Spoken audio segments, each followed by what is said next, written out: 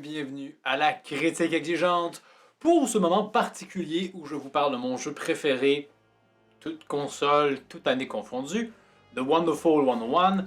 Jeu préféré, c'est la première fois je pense que j'ai acheté un jeu deux fois, parce que ce jeu le méritait, surtout parce qu'il était mal vendu. Si c'était très bien vendu, notamment je sais pas moi, Breath of the Wild, je l'aurais pas réacheté, je n'ai pas besoin de mon argent. Mais ce cas-ci, c'était le cas. Comme je précise, j'ai pas eu la chance malheureusement de jouer au remaster parce qu'il n'est pas encore arrivé, retard dû au COVID, vu que j'ai vu une version physique. Mais je me suis dit que bon, je pourrais quand même parler de la version Wii U parce que ça va être sensiblement la même chose. D'autant plus que bon, finalement, à ce qui paraît, le remaster a un peu des problèmes de performance sur la Switch, donc à voir à ce niveau-là. Mais bon, donc cette critique a vraiment concerné que la version Wii U. Pour décortiquer ça, on va regarder au niveau des graphismes, du gameplay, de l'histoire, du contenu, et c'est à peu près ça. Donc on peut commencer par les points plus rapides. Donc l'histoire, on est dans un Sentai parodique, donc forcément on n'a pas un scénario des plus enlevants, mais n'en demeure pas moins que parfois ça se veut un peu plus sentimental, émotif, et je trouve que c'est fonctionnel. On a également des revirements de situation que je n'avais pas vu venir. Peut-être que c'est des clichés, si on s'y connaît vraiment bien en Sentai, c'est pas mon cas. Donc ces revirements de situation-là, je les ai trouvés surprenants, bien pensés. Et globalement, même si on s'entend qu'on n'a pas forcément un scénario, on va dire, super poussé, on sent quand même que c'est bien réfléchi. Hein? On a parfois des segments au début qui vont avoir du sens plus tard. Donc on a quand même un bon scénario, pas mal, je dirais, supérieur à ce qui peut se faire souvent dans des jeux vidéo, donc tant mieux. Les personnages sont très... Ben, on peut croire qu'ils sont très nombreux parce qu'on interprète ce groupe de super-héros qui sont 100, mais en réalité, c'est vraiment seulement 6 personnages qu'on va davantage voir et seulement 2 qui vont vraiment avoir des moments de personnages en tant que tels. Mais non, pas moins que c'est des personnages qui sont tous hauts en couleur. Et je peux souligner tout particulièrement ce point-là que j'apprécie, que j'ai quand même bien apprécié à travers le jeu, c'est-à-dire que souvent dans les jeux vidéo, il y a souvent ces moments, on va dire, de narration dans le jeu, c'est-à-dire que, je sais pas, tu fais juste marcher normalement dans le jeu et tes dialogues vont passer. C'est une pratique que je n'aime pas beaucoup parce que, premièrement, c'est du pauvre, j'aimerais mieux avoir une cinématique. Également parce que souvent, je peux, mettons dans Dead Space, je pouvais tourner de dos à l'action qui se passait. Je trouvais ça un peu stupide que je puisse le faire. Ou des fois, c'est parce que ça se passe alors qu'il y a de l'action. Alors, je suis pas capable de faire deux choses en même temps, donc j'ai manqué ces dialogues-là et ça me faisait un peu chier. Il y a quelque chose de similaire dans Wonderful 101, mais on a quand même ces mini-images de nos héros qui parlent et qui donnent vraiment une plus-value, qui ajoute un dynamisme à cette façon-là de sortir des dialogues, qui était, je trouve, très apprécié et qui se démarquait vraiment par rapport à la concurrence à ce niveau-là. Donc vraiment, une très bonne histoire. Avec une bonne durée de vie quand même, je pense que le jeu peut prendre entre 10 et 15 heures, simplement faire l'histoire, et après il y aura plein de trucs à débloquer, mais on verra ça plus tard. Donc avec des personnages quand même hauts en couleur, quand ça se veut drôle, c'est quand même très drôle, quand ça se veut plus touchant, ça l'est. Maintenant au niveau du gameplay, Platinum Games, parce que c'est eux qui font le jeu, sont reconnus toujours pour avoir des jeux qui ont des gameplays assez, peut-être nerveux, un peu exigeants. Hein, au début on se casse la gueule, mais à la fin quand on maîtrise vraiment la chose, on défonce les ennemis allègrement. Parfois, ils font juste se faire violenter, ils peuvent rien faire. Et ce jeu-là fait pas exception à la règle. Et ce que j'aime bien, c'est que souvent le problème, justement, c'est que c'est le chemin habituel. Ici, je trouve que la période où tu te fais casser la gueule est sensiblement plus courte. Parce que dans le jeu, on va débloquer au fur et à mesure des nouveaux héros qui ont des nouvelles armes. Et ça se fait quand même assez rapidement, je pense. Il y a quand même peut-être que je devais y aller. Je pense qu'à peu près aux 2 tiers du jeu, tu as l'intégralité de ton arsenal. Et ici, tu as 1 tiers où tu peux apprécier avoir l'intégralité de ton arsenal, ce qui n'était pas tant le cas dans le dernier jeu de Platinum Game, Astral Chain. Donc vraiment, c'est assez bien à ce niveau-là. Et dans le gameplay, il y a plein de possibilités. On a les possibilités habituelles dans les jeux Platinum, c'est-à-dire on peut faire des esquives à la dernière minute pour ralentir le temps et en profiter. Le système de combo est un peu similaire. Mais ce coup-ci, il y a quand même, j'ai l'impression, plus d'approche. C'est-à-dire qu'on peut utiliser une arme et mettre un maximum de héros dedans pour gonfler son pouvoir. Donc on peut miser sur une seule arme super puissante ou un mix d'armes de taille moyenne. Également, on peut essayer d'envoyer nos héros sur les créatures pour les submerger et ainsi prendre le dessus. On peut les envoyer en l'air, on peut contrer leur attaque pour que ça leur provoque du dégât. Et il y a beaucoup de possibilités. En plus, on a toutes les différentes armes possibles, hein, des bombes, des guns, des armes, des poings. Et en plus, on a un système de multiplicateur qui fait que quand tu réussis à faire des bons combos, les armes ont des légers bonus, comme par exemple l'épée devient électrique et le poing devient enflammé.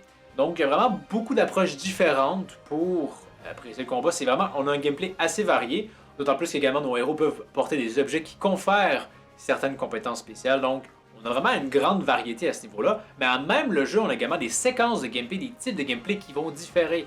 Le plus populaire notamment, c'est ces petits passages qui s'inspirent beaucoup de Punch-Out, qui sont assez agréables. On a également des phases de shoot them up, je pense, où on tire des ennemis, on peut avoir des améliorations, etc. Donc vraiment, on sent un jeu qui a une certaine richesse, qui est généreux. Et ça, c'est quelque chose qui reviendra souvent pour The Wonderful 101. Je trouve vraiment c'est un jeu qui est généreux et c'est pour ça que je l'aime autant. Ici, on peut passer peut-être au niveau des graphismes, graphismes et la direction artistique. La direction artistique fait en sorte que forcément on est sur une Wii U, hein, donc c'est pas forcément tip top, mais ça demeure quand même très joli, des couleurs très vives. Il n'y a jamais vraiment des moments où je fais comme oh, c'est pas très beau, à part peut-être quelques occasions, mais c'est quand même assez rare. Maintenant, au niveau du point le plus important selon moi, c'est le contenu d'une certaine façon et comment le jeu te pousse à continuer à jouer après que tu aies fini l'histoire. J'ai déjà mentionné, on a quand même une bonne durée de vie initiale, mais si on part à la recherche, si on veut réussir les différents défis qui nous sont proposés, ben, ce qui est super intéressant, c'est qu'on a des véritables récompenses au bout de la clé. C'est-à-dire que, contrairement à Astral Chain, et j'en avais un peu parlé à l'époque, c'est pas juste des foutues couleurs ou du cosmétique ou des voies d'interface de menu. Ce sont des réelles récompenses qui vont donner envie de les utiliser dans le jeu. Et notamment et surtout des nouveaux personnages qui auront parfois simplement des variantes de pouvoirs qu'on connaissait déjà, et parfois ça va être des pouvoirs tout nouveaux. Et parfois ça en vaut vraiment sacrement la peine. Tu peux débloquer le personnage de Immorta, et c'est le personnage qui a l'arme la plus pétée du jeu.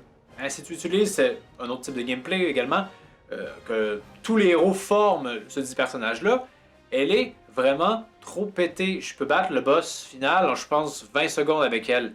C'est quand même assez comique à ce niveau-là. Et en plus, son arme, dans sa version de base, permet de convertir les ennemis à sa cause, ce qui est quand même quelque chose de nouveau. Et c'est ça qui est intéressant, parce que l'avoir, c'est pas facile, il y a des défis qu'il faut faire, et parfois ils sont assez, soit longs, ou parfois assez quand même difficiles, notamment il faut faire des séquences de punch-out sans jamais subir un seul coup.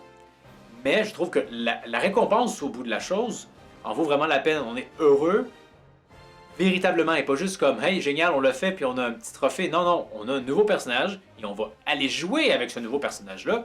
Il y a elle, il y a Yonda Bayonetta, Yonda Rodin, Ronda Jean, il y en a plein d'autres. Vraiment généreux. C'est ce que j'aime. Également, on peut aussi découvrir, je pense, c'est des niveaux cachés dans le jeu d'une certaine façon, et quand on les a tous débloqués, on débloque un mode de jeu supplémentaire. Il est quand même excessivement court, mais n'en demeure pas moins que j'apprécie vraiment ça. J'ai débloqué tout ce contenu-là après, je pense, 90 heures ou 75 heures, et ça en valait la peine. Je suis vraiment très heureux de l'avoir fait. Parce qu'on m'a véritablement récompensé à travers ça. Et c'est pourquoi ce jeu-là est vraiment mon préféré. C'est un des jeux où j'ai eu le plus de plaisir à faire ce 100%-là, parce qu'il y avait des trucs au bout du chemin, et pas juste une satisfaction personnelle. Et c'est correct d'avoir ça, hein? Mais si on peut avoir plus, pourquoi pas? Hein? J'existe souvent plus, donc allons-y pour ça.